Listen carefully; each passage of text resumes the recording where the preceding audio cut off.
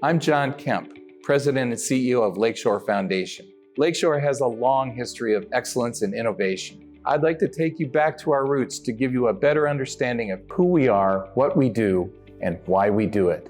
Back in 1923, Robert Jemison donated the property that Lakeshore sits on today to be the home of the Jefferson Tuberculosis Sanatorium. This property operated as the sanatorium until the need for those facilities ended in the early 1970s. Then, in 1973, Lakeshore Rehabilitation Hospital opened, taking the sanatorium's place. The head of physical medicine and rehabilitation at UAB, who is also the director of Spain Rehab, can be considered as the man behind the vision of Lakeshore Foundation, John Miller III. In his document, the Certificate of Need for Lakeshore Hospital, there's a line which is pretty amazing.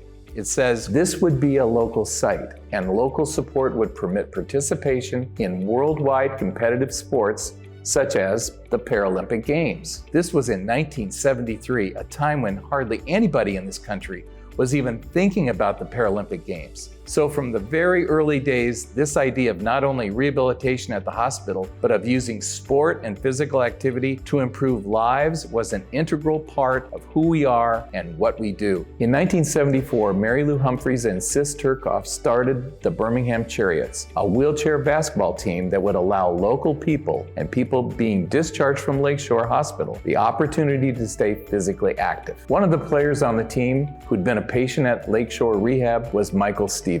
Mike eventually became administrator of Lakeshore Hospital and made a strong commitment that physical activity was going to be an important part of the experience at Lakeshore Rehab Hospital. At that time, the board of Lakeshore Hospital realized that those community-based programs needed their own home. So the board of Lakeshore Hospital set up a separate organization known as Lakeshore Foundation in October 1984. They gave the foundation $1 million and said it needed its own staff dedicated to the work of the foundation. So they authorized 3 positions: a president, an administrator, and a fundraiser.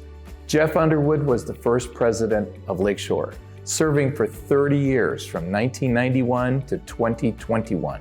During his time, Lakeshore experienced massive growth, expanding from 3 to well over 100 staff members, and now provides more than 90 weekly classes, programs, and sports opportunities for members. Turning a new page in our history, the Paralympic Games were held in Atlanta in 1996. Lakeshore stepped up and said to the United States Olympic Committee at the time, "We can be a leader and we can help train America's Paralympic athletes." Prior to the Games, we housed and hosted training camps for U.S. and international athletes. We also worked with the city of Atlanta to create greater disability access and inclusion at the Games. Because of our commitment to the Paralympic movement, in 2003, we earned the distinction as the first duly designated U.S. Olympic and Paralympic training site. Since 2003, we have trained hundreds of athletes, including over 100 Paralympic medalists. We were also integral in the USOC changing its name from the United States Olympic Committee to the United States Olympic and Paralympic Committee, the USOPC, in 2019. Another thing that we're very proud of, and we continue to do today, is our Veterans Program. When the program first began in 2006, it was called Lima Foxtrot Injured Military Programs, and it focused on using adapted sports and recreation to re-engage servicemen and women who had acquired disabilities during the post-9/11 conflicts back into life, family, and community. Now we are very proud to continue to serve veterans by providing free Lakeshore memberships to any military veteran with or without a disability and their family. Another very significant activity for us was the partnership we established with Apple.